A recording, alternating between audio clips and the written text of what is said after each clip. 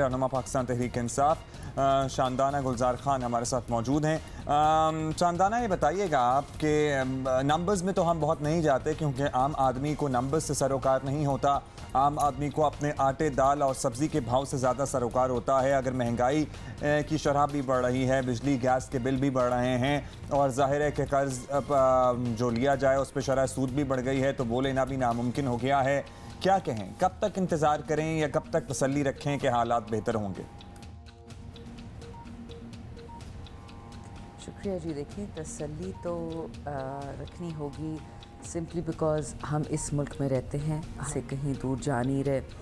बहुत लोग हैं जो अफोर्ड कर सकते हैं, जिनके फ़ॉरेन पासपोर्ट्स होते हैं, जो उनकी दूसरी रिहाइशें होती हैं, लेकिन हम जैसे यहाँ पे हैं जो उनका रहना सहना, जिनका सब कुछ यहाँ है, तसल्ली इसलिए भी रखनी है जी कि पहली दफ़ा पाकिस्तान में किसी हुकूमत ने कोशिश की है कि जो आपके स्ट्रक्चरल मसाइल हैं, यानी आपकी जो जड़ें ली हुई हैं, जो गलत यहाँ इस मुल्क में एक सिस्टम रखा गया है। अभी आपके डॉक्टर फरहान साहब बात कर रहे थे, आपने ताजरों की बात की।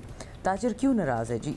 ये सिर्फ है कि पाकिस्तान की 35% इकॉनमी जिसे हम कहते हैं वो अनडॉक्यूमेंटेड है, यानी कि हम कच्चा पर्चा नहीं काट लेते कि आपके पास रसीद ना हो, कोई आपके पास प्रूफ ना हो, कोई एविडेंस ना हो कि जी ये फाइनेंशियल ट्रांजैक्शन हुई, यानी कि एक बंदे ने माल बेचा, एक ने ख़रीदा। ये टैक्सेशन की बात नहीं है, ये बात है कि आपने हर बंदे को इस इकॉनमी में जो काम करता है, कारोबार करता है, उसने जिस तरह आप लोग तनख्वाह लेते हैं, मैं तनख्वाह लेती हूँ, हमारी एट सोर्स पता होता है कि जी कितनी तनख्वाह मिल रही है, कितना टैक्स कट रहा है यहाँ पे, सिर्फ ये है। तो देखिए, अगर इतनी रेजिस्टेंस है एक सोच में, इसमें कोई गलती नहीं है ताजरों की, ये उनको एक सोच दे दी गई थी, उनको एक खुली छूट दे दी गई थी कि जी क्योंकि आप बड़े बड़े सरमायाकार नहीं हैं, क्योंकि आप छोटे सरमायाकार हैं, आपको ये हमने एक छूट दे दी, आप टैक्स ना दें, आप इकॉनमी में ना आए। देखिए, ऐसे नहीं हो सकता। आप दुनिया की इकॉनमीज देख लें, मेक्सिको देख लें, अमेरिका देख लें, यूरोप पे छोटे इस बात पे तो शानदाना जी कोई बहस है ही नहीं, इस बात पे तो कोई बहस है ही नहीं कि इन लोगों को डॉक्यूमेंटेड इकॉनमी का हिस्सा बनना होगा। और अगर हड़ताल इस वजह से है कि हमें कोई हिसाब किताब ना देना पड़े तो इसकी कोई सपोर्ट नहीं कर रहा, लेकिन जाहिर है जहां कारोबार कम होने की बात है, इकोनॉमिक एक्टिविटी कम होने की बात है, तो वो बड़ी एविडेंट हैं चीज़ें हमारे सामने। आप मार्केट चले जाएं, आप देखिए कि कितना रश होता था पहले किसी दुकान पे और अब कितना रश है। These are things which were not notable and visible before this. पहले जब महंगाई की बात होती थी तो हाँ बात होती थी और कुछ बहुत थोड़ा बहुत असर होता था, लेकिन अब दुकानें और मार्केटें एक्चुअली वीरान पड़ी हैं।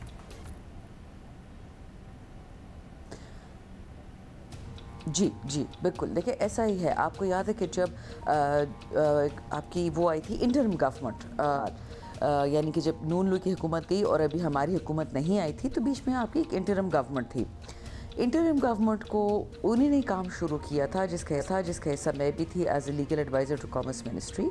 हमने ये देखा कि जी हमारे हिस्टोरिकल करंट अकाउंट डेफिसिट से हिस्टोरिकल आपके ट्रेड इम्बैलेंसेस हैं, तो इसको करना क्या है? इसका मतलब क्या है कि आप खरीद आपकी आमदन है 100 रुपये, ख़रीदारी आप कर रहे हैं जी 160 की, और जो आप बेचते हैं, जो बनाते हैं और बेचते हैं, वो है 20 रुपये का, बाय वे ऑफ एग्ज़ाम्पल। यानी कि आपका ख़र्चा ज़्यादा है, आपका बनाने का कम है, आप बेच कम रहे हैं। होगा क्या? उस इकॉनमी को आग लग जाती है। हम जो कर रहे हैं कि उस इकॉनमी को कंट्रैक्ट करें। हमें पता है कि मार्केट्स में इस वक्त ख़रीदारी कम हो रही है, क्योंकि जब आप एक कर्जे की इकॉनमी, एक कंजम्पशन लेड ग्रोथ पे चल रहे हैं, कंजम्पशन लेड ग्रोथ को यानी कि खर्चे पे खर्चा हो रहा है, ठीक है, खर्चे पे खर्चा हो रहा है, प्रोजेक्ट लग रहे हैं, नौकरियां लग रही हैं, लेकिन पीछे जो गंद इकट्ठा हो रहा है उसको कोई नहीं देख रहा था।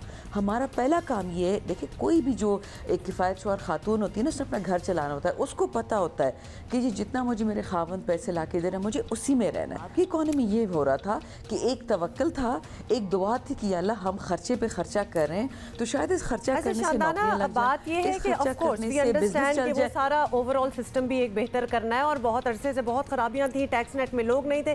वी डू अंडरस्टैंड एवरीथिंग, लेकिन अब अगर आप सिर्फ खाने पीने की बात कर लें, फूड की बात कर लें, मतलब एक गरीब आदमी है जो कि आटे दाल पे रोटी पे इस पे ही रहता है और उसकी इतनी लग्जरीज क्या होंगी, अगर वो बेसिक चीज़ पे टैक्सेस बढ़ जाएं तो वो ज़रा अनफेयर हो जाता है। बहुत से लोग हैं, शानदाना आप क्लियर कर सकती हैं इस बात को, बहुत से लोग ये भी पूछ रहे हैं कि IMF प्रोग्राम के तहत ही बज़ाहिर ये सब कुछ हुआ है। First of all you can clear that, और अगर तो IMF प्रोग्राम की वजह से ही हुआ है तो हुकूमत को कुछ तो रिलीफ देनी ही चाहिए थी।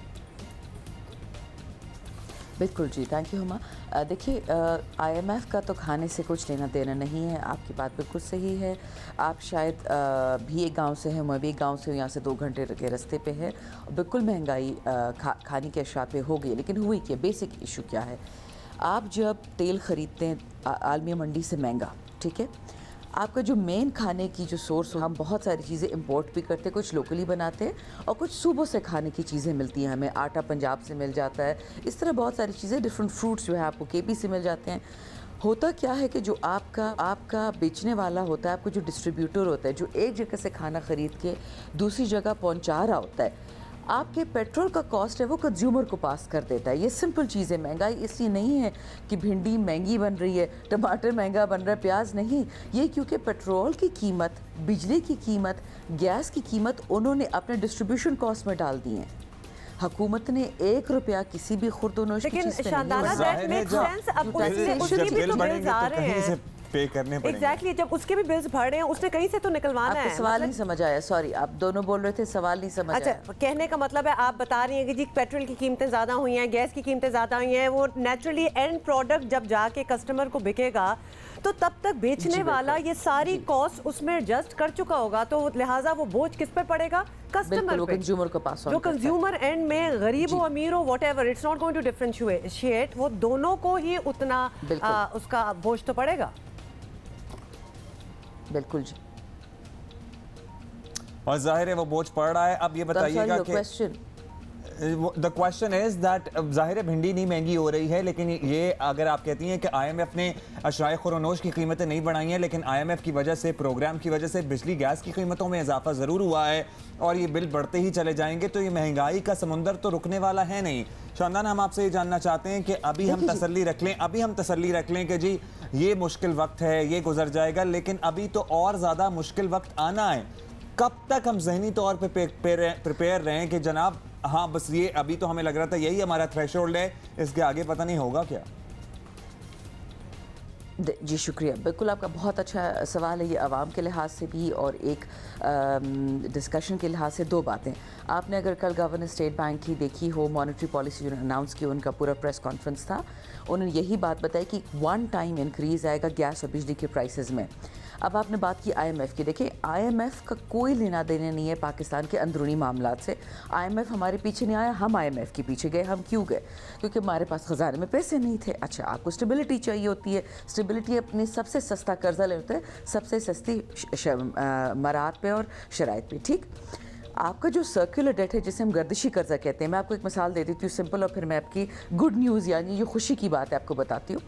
गवर्नर साहब ने भी कल ये बताया कि एंड ऑफ द ईयर, जो इस साल के आखिर में आपकी जो महंगाई है आहिस्ता आहिस्ता कम होना शुरू हो जाएगी, और जो अगला बजट आएगा यानी इस 1 साल के अरसे में आपकी जो सबसे बड़ी इस वक्त इंस्टेबिलिटी इस मुल्क को है, जो सबसे बड़े हमें ख़तरे थे, हमें दिवालिया होने का ख़तरा था, हमें हर किस्म का, हर तरफ के कर्जे का, उल्टे होने का, महंगाई का, एक एक चीज़ जो हमारे सामने थी, तो वो तो इंशाल्लाह 6 महीने में असरात शुरू हो जाएंगे इस प्रोग्राम्स के जो हमने खुद किए हैं, और साल के अंदर उसमें पॉजिटिविटी भी आएगी, महंगाई भी कम होगी, बिजनेस भी दोबारा स्टार्ट हो गई। टोटल 1 साल का उसने आपको टाइम दिया है गवर्नर स्टेट बैंक ने, ठीक है। इसमें हुकूमत ने बहुत सारे और भी काम करने हैं, लेकिन एक छोटी बात बताती चलो जी कि देखिए मेरे गांव में पिछले 5 साल से बिजली नहीं है, मैं KP से बिलोंग करती हूँ, और जब इलेक्शन करीब आया तो बिजली जी इतनी छोड़ दी गई 5-5-6 महीने के लिए, क्योंकि आगे इलेक्शन आना था, लोगों को वोट लेने थे। अच्छा, हुआ क्या, वो बिलिंग नहीं हुई, यानी कि मेरे इलाके में 97% इस वक्त बिल लोग नहीं दे रहे,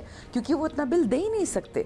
गवर्नमेंट ने कोई नहीं सोचा उस टाइम पे कि हम कितनी बिजली छोड़ रहे हैं, किसके लिए छोड़ रहे हैं, और उनकी इतनी साख्त है कि वो बिजली का बिल दे भी सकेंगे कि नहीं। एक बंदा जो बेचारा 5,000 रुपये महीने की, वो क्या 10 लाख का बिल देगा। तो इस वक्त हम एडजस्टमेंट पे काम कर रहे हैं। आपको पता है उमर अयूब साहब हमारी मिनिस्ट्री एनर्जी वाली भी कोशिश करिए कि साथ साथ में जो हमने रिकवरी करनी है उसके साथ साथ लोगों का खून ना रुक जाए। तो long and short of it is कि इंशाल्लाह 6 महीने के अंदर अंदर ये महंगाई के असरात कम होते जाएंगे। अभी इमीडिएटली गवर्नर स्टेट बैंक का तस्करा कर रही बिल महंगाई होगी। तो गवर्नर स्टेट बैंक की तो खुद की प्रेस कॉन्फ्रेंस में था कि महंगाई अगर 8 पॉइंट समथिंग है इस वक्त, तो it will cross 12 point something by the end of this year. तो फिर हम क्या एक्सपेक्ट करें? इट इज एक्सपेक्टेड, बिल्कुल जी। तो हम क्या एक्सपेक्ट करें कि साल के आखिर जो आपने शुरू में बात की ना हो जाएगी। जी बिल्कुल अब्दुल्ला साहब, आपने जो बात की शुरू में उसका जवाब ही एंड में आ गया। आपने शुरू में सवाल पूछा कि अगर आपने गाड़ियाँ महंगी कर दी, घरों के कर्जे महंगे कर दिए, यानी बैंकों की शरह सूद बढ़ गई है। शरह सूद हम क्यों बढ़ाते हैं? आप शरह सूद इसलिए बढ़ाते हैं कि आपके मार्केट में पैसा कम हो जाए। क्योंकि होता क्या है, आपको पता है कि पिछले 4 साल में जो IMF से आपका पिछला डील था उसमें उन्होंने वाज़े मना किया था कि आपने स्टेट बैंक से कर्जे नहीं लेने, और अभी भी हमारी हुकूमत ने अनाउंस किया कि हम स्टेट बैंक से कर्जे नहीं लेंगे। अभी हम क्यों कहते हैं IMF से तो हमने कर्जा ले लिया, स्टेट बैंक से नहीं, क्योंकि आप जब स्टेट बैंक से कर्जा लेते हैं आप नोट छापते हैं। जब नोट छपते मेरे और आपके हाथ में पैसे फालतू आ जाते हैं। लेकिन वही बंदा जो पाकिस्तान में, वही एग्जांपल भिंडी की ले लेते हैं, या जो बंदा कपड़ा बना रहा है पाकिस्तान में बेच रहा है, उसने तो फालतू कपड़ा नहीं बनाया, ना उसने अपना बिजनेस बढ़ाया, ना उसने फालतू भिंडी उगाई। वही भिंडी जो 5 रुपए किलो थी 50 रुपए में मिलेगी। तो जो इन्फ्लेशनरी प्रेशर है ना उससे भी आया है कि आपने इतनी बोरोइंग बहुत शुक्रिया शानदाना हमारे साथ मौजूद थी स्टेट बैंक से। We get your point and we hope that by the end of this year अगर जो भी हमारे महंगाई का तूफान हमारे सर पे मंडला रहा हो, अगले साल बेहतरी आना शुरू हो जाए। लेकिन IMF का ताल्लुक बराह रास्त हमारे इंटरनल मामलात से होता है, तो डॉक्यूमेंटेड है बात। देखिए आप IMF कहती है कि यूटिलिटी बिल्स पे किधर जा रहा है। IMF कहती है कि हम यूटिलिटी बिल्स पे सब्सिडी नहीं दे सकते, आपको यूटिलिटी बिल्स की कीमतें बढ़ानी पड़ेंगी। और IMF कहती है कि आप रुपी को फ्री फ्लोट करें या फिर इसको डॉलर के मुतवाजन लेके आए। IMF कहती है कि आप शरह सूद फैक्ट कि हुकूमत कोई इस वक्त रिलीफ, लिटरली कोई रिलीफ नहीं दे सकती इज ऑल्सो ऑब्वियसली। उसका भी अगर आप उसकी कड़ी देखें कि किधर मैच हो रही है, IMF की शराइत से ही हो रही है।